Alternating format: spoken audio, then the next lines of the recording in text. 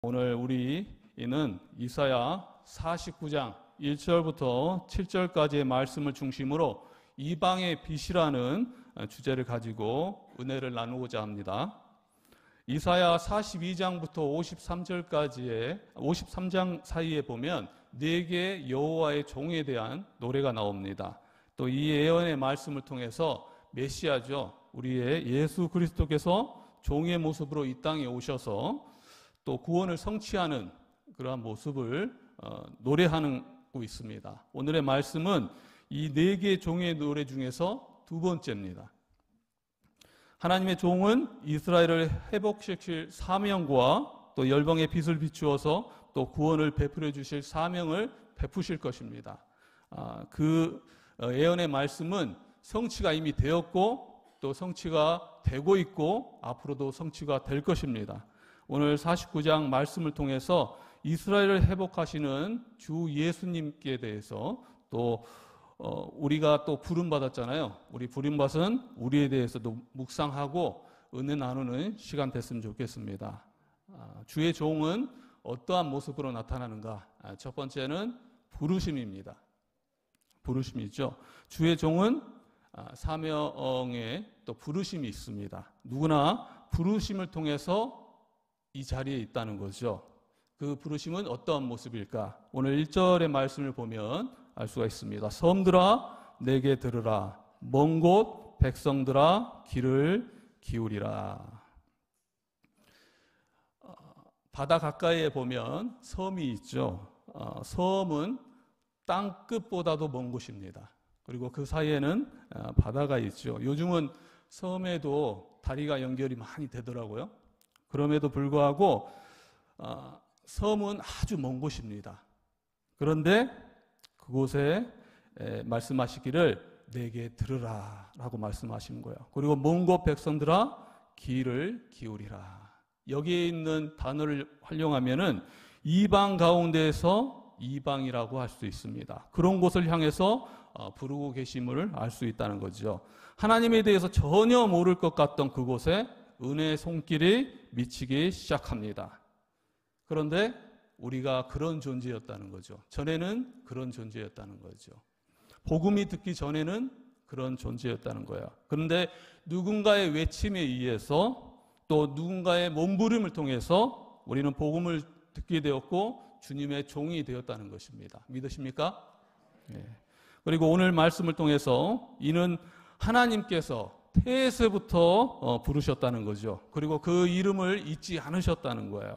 그리고 우리는 그냥 우연히 태어난 것이 아니고 그리고 믿음을 가지게 된 것도 우연이 아닙니다. 하나님께서 한 사람을 택해 주시고 또 그를 통해서 자신의 영광을 드러내셨다는 거죠. 뿐만 아니라 3절의 말씀을 보면 그를 가리켜서 종이라고 부르시고 있습니다. 바로 그를 통해서 당신의 찬란한 영광을 드러내기 위함이라는 거죠. 그리고 하나님은 선택하셨습니다. 우리를 선택하시고 또 구원을 기필코 이루실 것입니다. 그리고 우리는 그 영광을 위해서 부르심에 합당한 또 삶을 살아가게 된다는 거죠. 하나님은 구원의 계획을 가지고 계십니다. 어느 영화처럼 다 계획이 있다는 거죠. 이사야의 말씀은 우리에게 그 계획을 드러내주고 있습니다. 하나님은 섬들과 먼 곳에 있는 이방인들에게도 그 빛을 비춰주기를 원하시고 계시다는 거죠. 이건 단순히 선택된 이스라엘뿐만 아니라 모든 열방이 이 복음을 듣고 또 하나님의 사랑을 또 알기를 원하고 계셨다는 거예요. 그리고 그 사랑을 표현하기를 원하고 계시다는 것입니다. 지금은 아무런 힘도 소망도 없는 그곳에 하나님께서 복음을 통해서 이스라엘을 회복시켜 주시고 또 하나님의 영광을 드러나게 하시고 또 이방 나라의 빛을 비춰주는 그런 존재로서 종이 또 활용되기를 원하고 계셨다는 거예요. 하나님의 위대하신 구원의 역사를 이스라엘을 통해서 온 세상이 알기를 원하고 계시다는 것입니다. 영적 이스라엘 백성인 또 우리의 삶은 하나님의 계획 안에서 차근차근 진행되고 있다는 거죠. 그리고 그 끝에는 생명이 있다는 거예요. 생명의 길로 나아가는 또 하나님의 선택이 있었다는 거죠. 우리는 끊임없이 삶을 살아가면서 갈림길에 설 수 있습니다. 그리고 선택을 강요받을 수도 있겠죠. 때로는 넘어지고 때로는 실수하고 때로는 실패할 수도 있습니다. 그렇지만 명심해야 될 것은 어떠한 인간도 악하고 넘어지고 나약할 수 있지만 하나님께서는 우리를 부르셨다는 거죠. 그리고 그러한 분명한 부르심에는 합당한 인도하심이 주어진다는 것입니다. 고난과 시련이 있을 수 있지만 하나님의 선하신 뜻과 계획은 반드시 이루어질 것이고 완성됨을 믿어야 한다는 것입니다. 인간은 앞날을 알 수 없습니다. 때로는 뭔가 불길한 징조가 보였다면 불안과 두려움에 시달리기로 합니다. 왜냐하면 앞날을 알 수 없기 때문이라는 거죠. 그렇지만 우리를 부르신 이는 전능하신 하나님이시라는 걸 알아야 됩니다. 여러분을 종으로 선택하신 하나님께서 모든 삶의 순간들을 깊은 은혜 가운데에서 완성하고 계시다는 것도 믿어야 합니다. 이 하나님의 부르심에 대한 합당한 응답이 바로 그것이라는 거죠. 그 가운데 하나님께서 주의 종을 연단하시고 키워가십니다. 하나님의 종은 오래전부터 선택받았지만 세상에서 말하는 화려함은 없을 수 있습니다. 차라리 끊임없이 연단이 계속될 수 있다는 거죠. 고난이 계속될 수 있습니다. 세상의 즐거움은 없을 수 있습니다. 그렇지만 말 그대로 인간 본성이 따르고자 하는 자기 만족은 없을 수 있습니다. 그리고 고난과 오늘의 말씀처럼 헛수고처럼 느껴지는 그러한 마음이 지배할 수도 있다는 거죠. 그래서 오늘 두 번째는 우리의 주의 종 사명에는 고난이 있고 헛수고처럼 느껴질 수 있다라는 것입니다. 두 번째, 고난과 헛수고인데요. 이 내용을 여러분한테 전해보면 주님의 일을 하면서 우리는 뚜렷한 결과를 받기도 합니다. 이게 바로 주님을 따르고 또 주님을 믿고 있는 사람으로 느끼는 그 성취감이지 하고 느낄 때가 있습니다. 뚜렷한 결과가 나오고 열매가 나올 수 있어요. 그러나 세상이 말하는 성취욕과 화려함과 위대함을 느끼고 싶습니다. 그러한 마음도 우리가 전능하신 하나님을 믿고 있기 때문에 그런 것도 때로는 느끼고 싶습니다. 그런데 부르심은 크고 화려한 삶과는 거리가 멀기도 하고 오히려 철저한 소외와 허탈감만이 느껴질 때가 있습니다. 4절에서 보면 고백이 우리의 마음을 정말 저리게 합니다. 4절을 한번 다 같이 읽어보겠습니다. 그러나 나는 말하기를 내가 헛되이 수고하였으며 무익하게 공연히 내 힘을 다하였다 하였도다. 계속 한번 읽어볼까요? 참으로 나에 대한 판단이 여호와께 있고 나의 보응이 나의 하나님께 있느니라. 하나님께서 분명히 부르셨다면 그리고 그 부르심에 합당하게 연단하셨다면 그리고 때가 되었을 때 또 그 가운데에서 사명을 드러내게 하시고 그가 그 사명을 완수할 수 있도록 인도하셨다면 눈에 보이는 결과가 정당해 보입니다. 그런데 그렇지 않을 때가 있다는 거예요. 그렇지 않을 때가 있다는 겁니다. 도리어 헛수고가 아닐까 정말 좌절할 때가 있습니다. 이사야를 부르실 때도 환성을 보여주시고 정말 거룩한 그러한 보좌에 앉아 계신 하나님을 보여주셨습니다. 그런데 이사야가 사명을 받고 아무리 이스라엘 백성들에게 외치고 회개할 것을 외쳤어도 그 결과가 없었다는 거예요. 이스라엘 백성들은 변화되지 않았습니다. 무엇보다 우리 주님을 보면은 알 수가 있습니다. 우리 주님께서 이 땅에서 한 사역을 보면 정말 어쩌보면은 헛수고처럼 느껴질 때가 있습니다. 세상에서 보면 처참한 죽음입니다. 헛되게 수고한 것처럼 보입니다. 그리고 세상의 가치와 방식이 지혜롭게 보일 때가 있습니다. 십자가 죽음 앞에서 또 많은 사람들이 손가락질을 하고 조롱을 하였습니다. 제자들은 메시아라고 믿었던 예수님께서 이스라엘이라는 나라를 회복해 주실 거라고 믿고 있었습니다. 무슨 방편이 되었던 어떤 식으로든 통쾌한 결말을 기다리고 있었습니다. 그러나 어느 순간 이게 아니다 하는 불안감이 그들을 엄습하고 있었는데 결국 예수 그리스도께서는 십자가에 못 박혀 돌아가시고 만 거예요. 그들은 좌절했고 희망도 잃어버렸습니다. 제자들은 그동안 예수님을 따라다녔던 시간을 후회했습니다. 그런데 우리는 알고 있죠. 십자가에 돌아가신 예수님께서 완전히 끝났다고 생각했을 때, 제자들이 좌절하고 슬픔에 빠져 있을 때 부활하셨다는 거죠. 하나님께서 하신 일을 생각한다면 우리의 인간의 관점에서 헛쏘고다 말할 수 없다는 거예요. 어떤 씨앗이 심어지고 그 씨앗이 열매를 맺기까지 얼마의 시간이 걸릴 수도 있습니다. 그 씨앗으로 나타날 수도 있어요. 그리고 어떠한 결과가 우리 눈앞에 나타나지 않을 수 있습니다. 그렇지만 세상에서 세상 자신들의 방식으로 살아가고 자신의 관심을 보이고 각종 전쟁과 또 시기와 또 많은 그들의 세상의 방식으로 살아갔을 때 하나님의 나라는 그 씨앗을 통해서 하나님의 미라를 통해서 서서히 어느 틈엔가 자라고 있었다는 거예요. 그리고 지금은 굉장한 하나님의 나라로 성장했습니다. 우리의 감정으로 모든 것들을 볼 수 없다는 거죠. 예수님이 이 땅에 오셔서 이러한 종의 모습으로 우리를 위해서 고난을 당하셨습니다. 그리고 십자가에 못 박혀 돌아가셨습니다. 그리고 아무도 그 결과에 대해서 헛되다 말하지 않습니다. 오히려 그것을 통해서 우리는 구원을 얻고 하나님의 영광을 보게 되었습니다. 때로는 하나님께서 너무 수동적인 모습으로 보일 수도 있습니다. 그러나 모든 대적자들이 마음이 완악하다는 것을 알고 계셨습니다. 그 완악함에 대응하지 않고 그것을 모두 받아들이셨습니다. 그리고 십자가에 돌아가셨다는 거죠. 그것만큼 적극적인 사역이 없었다는 거예요. 그것만큼 적극적인 그리고 우리를 사랑하는 마음을 표현한 것이 없었다는 것입니다. 제자들은 나중에 또 커다란 하나님의 계획을 깨닫게 됩니다. 한 민족으로 이스라엘이 아니라 예수 그리스도를 통해서 온 인류를 구원케 하고자 하는 그런 하나님의 계획을 비로소 깨닫게 됐다는 거죠. 그건 결코 헛수고가 아니었다는 거예요. 제자들은 그것을 바라보는 안목이 좁았을 뿐입니다.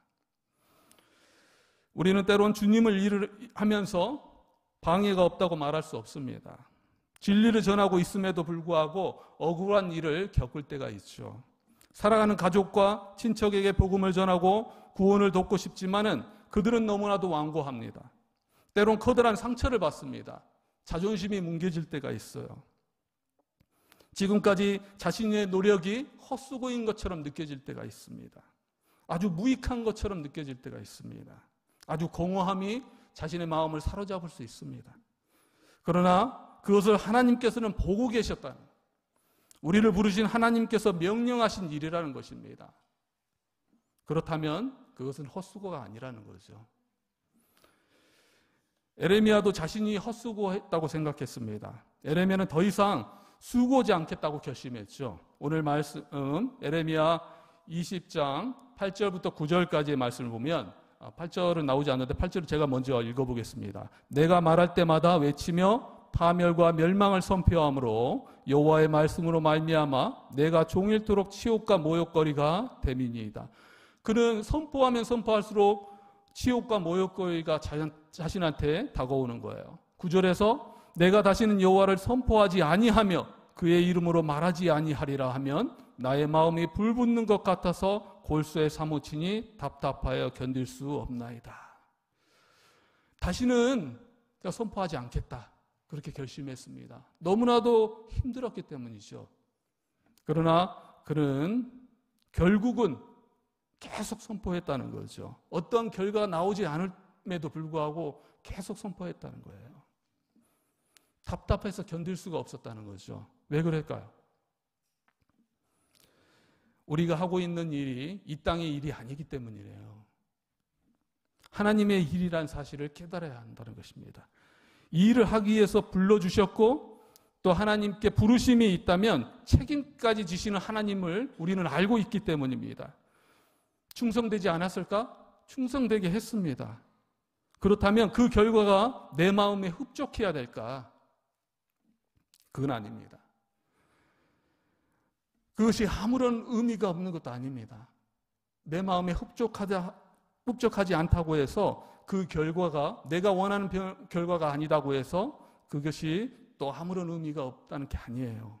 우리가 주님께서 명령하신 것을 행하였다면 그것으로 헛수고가 아니라는 거죠.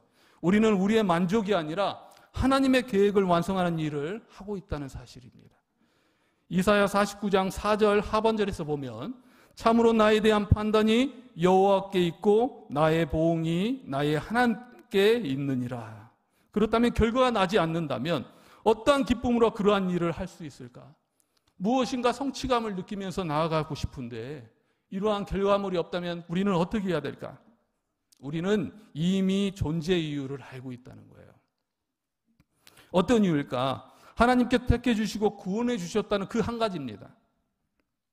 섬처럼 들을 수 없었던 우리들이 어둠의 눈과 귀가 다 막혀 있었던 우리를 구원해 주신 은혜 가운데 나아가고 있다는 사실입니다. 예수님께서 우리를 선택해 주시고 또 은혜 가운데 나아갈 때부터 또 세상 욕심과 기쁨은 우리를 만족해 하지 못합니다. 오직 예수 그리스도께 맡기는 삶, 그 결과와 상관없이 예수님이 명령하는 삶을 살아가는 것, 그것이 우리를 만족해 주시기 때문이라는 거죠. 부르신 하나님께서 또한 인도하신 것을 믿기 때문입니다. 그것이 우리 눈에 보이지 않다 할지라도 계속 하나님께서 선한 방향으로 인도하시고 있음을 믿기 때문이라는 거죠. 욥은 그 고난 가운데에서 욥기 23장 10절에서 내가 가는 길을 그가 아시나니 라고 고백했습니다. 하나님께서 다 알고 계신다는 거죠. 내가 가는 길을 하나님께서 다 알고 계신다는 거예요. 이 모든 것은 여호와께 있으므로 그가 그의 뜻대로 그의 방법과 그 시기대로 이룰 것을 믿기 때문입니다. 하나님께서 다 하시고 또 세상의 기준이 아닌 하나님의 판단에 귀 기울이기를 원합니다. 우리를 지으시고 그 누구보다 잘 아시는 주님께서 저마다 향하는 가장 엄중한 또 공의의 판결을 내려주실 것을 믿습니다. 그렇다면 우리는 명령한 것을 행해야 된다는 거죠. 명령한 것을 행해야 된다는 거예요. 그리고 그 고백이 이루어져야 된다는 것입니다. 오늘 말씀 6절에서 보면 그러한 만약에 고백이 있었다면 그것에 대해서 하나님께서 응답하시는 말씀이 있습니다. 한번 제가 읽어보겠습니다. 이스라엘 중에 보존된 자를 돌아오게 할 것은 매우 쉬운 일이라. 때로는 받기 때문에 힘들고 또 성과가 나지 않아 힘들고 인간의 관점에서 보면 이 모든 것이 굉장히 힘들 수 있습니다. 그리고 헛수고인 것 같이 느껴질 때가 있습니다. 완전히 끝나버린 것 같이 절망할 때도 있습니다. 그러나 하나님께 있어서는 그것은 아주 쉬운 일이다라고 말씀하신다는 거예요. 인간은 좌절할 수 있지만 하나님께서는 기필코 해낼 수 있다는 거죠.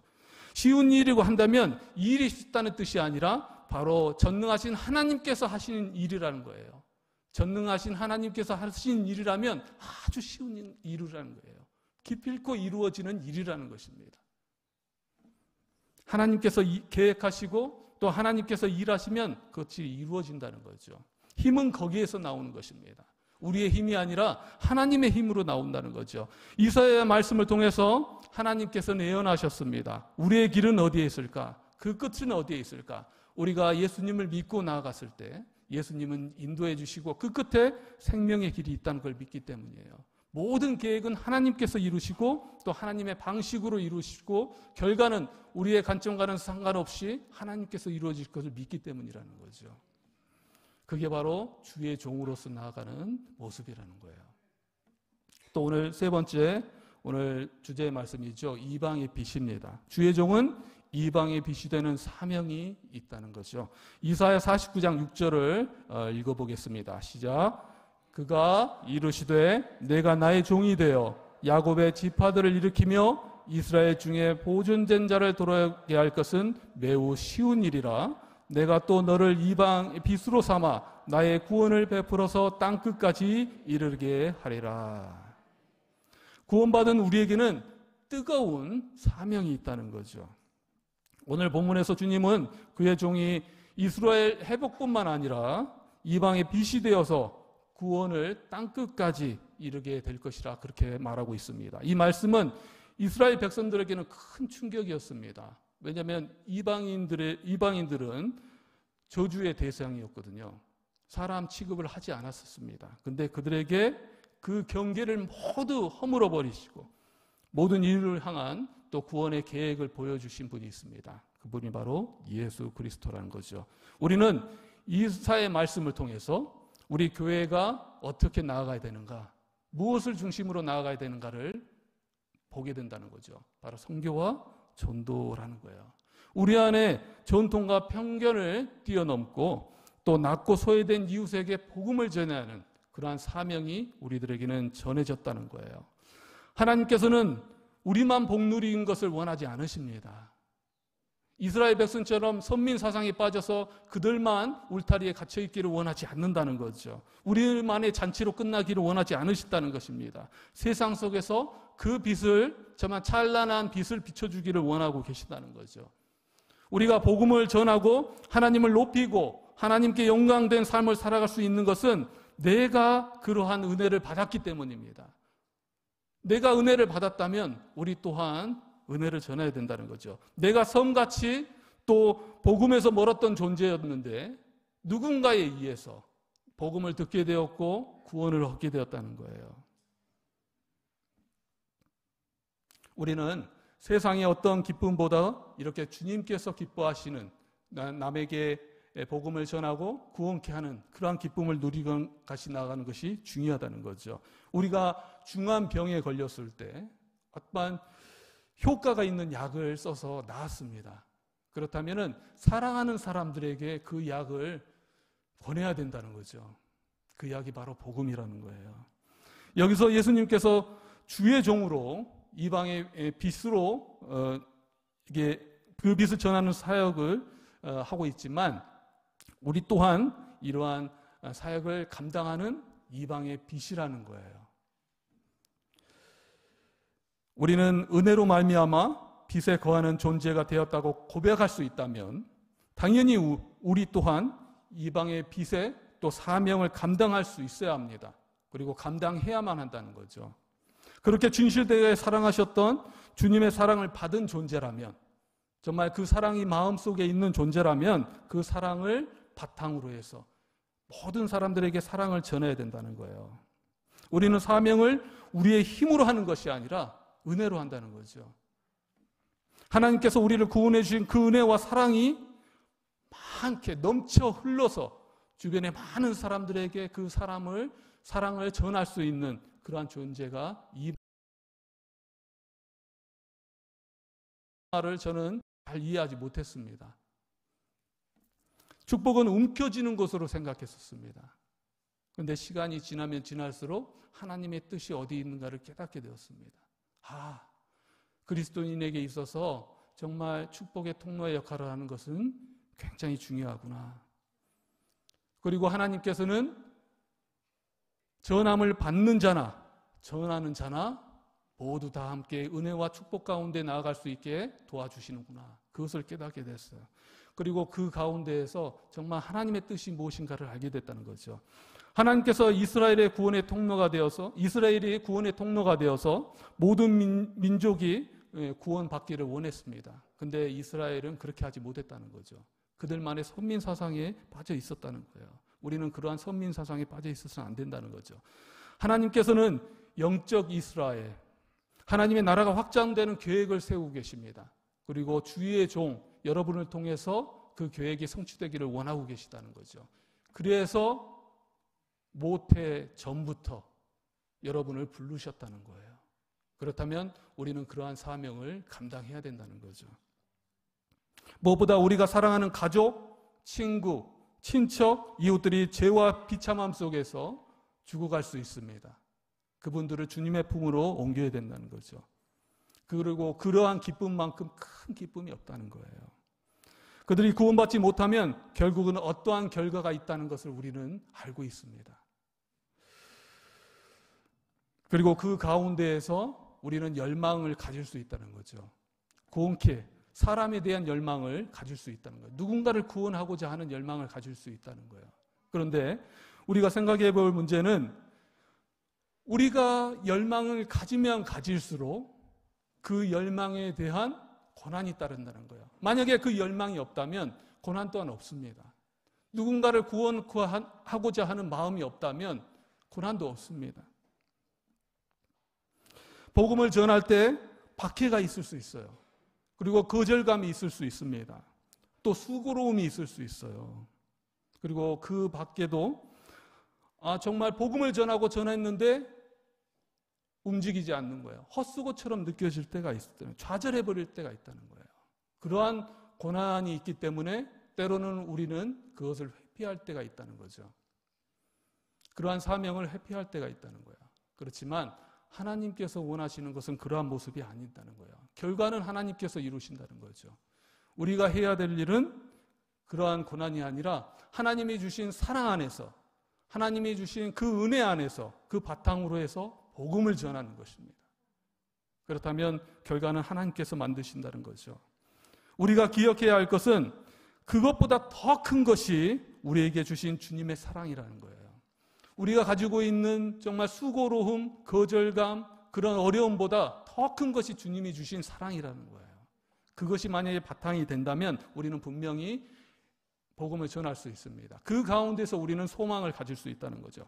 하나님께서 종을 부르시고 일으키신 까닭은 단지 그가 속한 정말 이스라엘 민족만이 잘 살고 그런 모습들이 아니라, 우리들만 잘 살고 그런 모습이 구원되고 그런 모습들이 아니라 많은 사람들이 구원받는 이방의 빛으로서 나가는 모습을 원하고 있다는 거죠.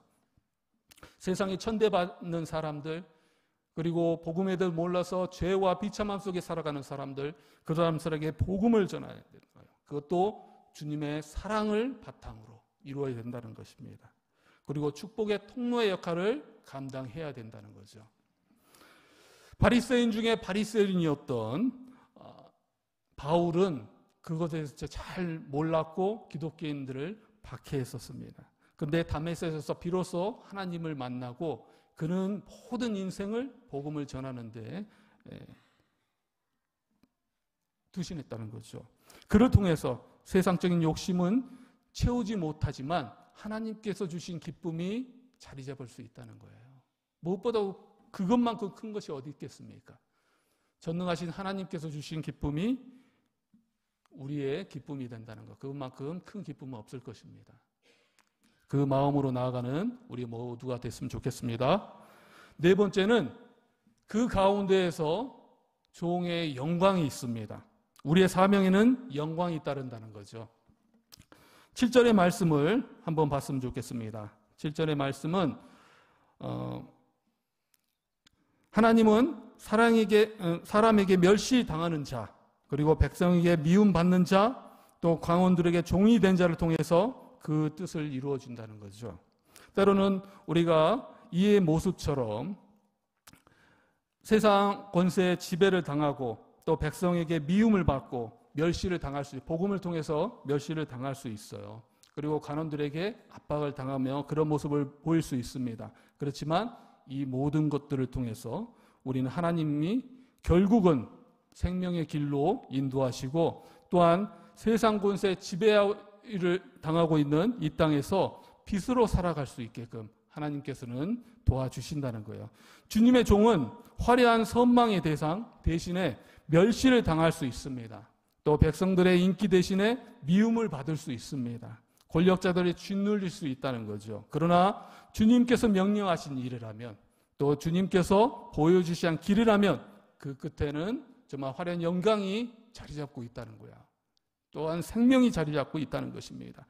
우리 주님 또한 고난받으시고 멸시와 수모를 감내하셔야 했습니다. 처참하게 십자가에 돌아가셔야 했습니다. 하지만 하나님께서는 그 죽음을 죽음으로 끝내지 않으셨다는 거죠. 다시 살리셨습니다.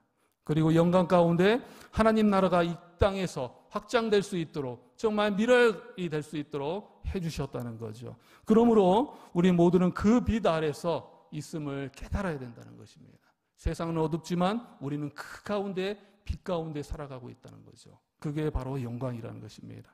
우리는 종이기에 여전히 힘겹고 고단한 길을 걸어갈 수 있지만 결코 무의미하고 허무한 삶이 아니라 진정한 구원과 영광을 드러내는 그러한 삶이라는 거예요. 제가 왜 이 시점에서 종의 노래에 주목하는 것일까? 우리는 어떤 일을 추진할 때 계획을 세울 수 있습니다. 그리고 그 계획을 성취할 수 있어요. 그런데 우리가 명심해야 될 것은 이 구원의 계획이라는 것은 구원의 주를 받아들이는 과정이기 때문입니다. 그게 무슨 뜻일까? 우리는 계획을 세우고 그것을 성취할 수 있어요. 근데 이 구원의 계획이라는 것은 계획 자체가 성취되는 것이 아니라 바로 구원의 대상이신 예수 그리스도에게 나아가는 것이라는 거예요. 성취가 아니라 바로 대상이라는 거죠. 그리스도는 구원을 얻기 위한 하나의 수단이 아니라 전부라는 것입니다. 우리가 우리 인생의 모든 것을 통해서 예수 그리스도가 전부라는 것을 고백해야만 된다는 거죠. 우리가 정말 진정한 예수 그리스도를 믿는 그러한 삶의 주의 종이라면 이렇게 예수 그리스도를 전부로 받아들일 수 있어야 된다는 거예요. 단지 계획의 성취가 아니라 그 대상이신 예수 그리스도를 믿고 우리의 인생의 모든 전부가 예수 그리스도가 되어야 된다는 것입니다. 그래서 저는 주의 종에게 이게 주목하고 싶어요. 로마 시대의 노예는 주인을 선택할 수 없었습니다. 오히려 주인이 항상 노예를 선택했습니다. 우리의 타락한 이성으로는 나나 여러분은 절대로 하나님을 선택하지 않습니다. 그런데 하나님께서 우리들에게 은혜를 끼쳐주셔서 정말 하나님을 알게 해주시고 구원의 길로 이끌어 주신 거예요. 우리를 변화시켜 주시고 하나님을 믿도록 해주신 것입니다. 섬들아 내게 들으라 이런 외침이 없었다면 우리는 구원을 받지 못했을 것입니다. 노래도 부를 수 없었을 것입니다.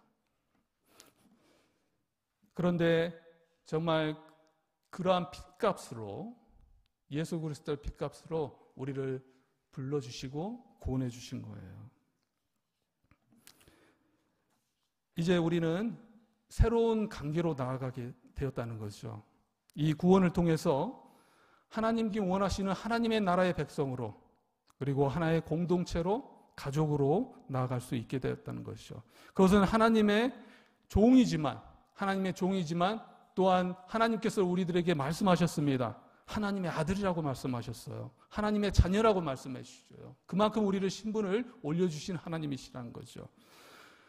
그것은 하나님의 아들이 모든 주권을 버리고 또 이 땅에 오셔서 종이 되셨기 때문에 가능했던 것이죠. 희생이라는 그러한 정말 십자가에 못 박혀 돌아가셨기 때문에 가능하셨다는 거예요. 우리가 만약에 그것을 안다면 우리는 종으로서의 역할을 감당해야 됩니다. 그것도 아주 기쁘게 감당해야 된다는 거죠.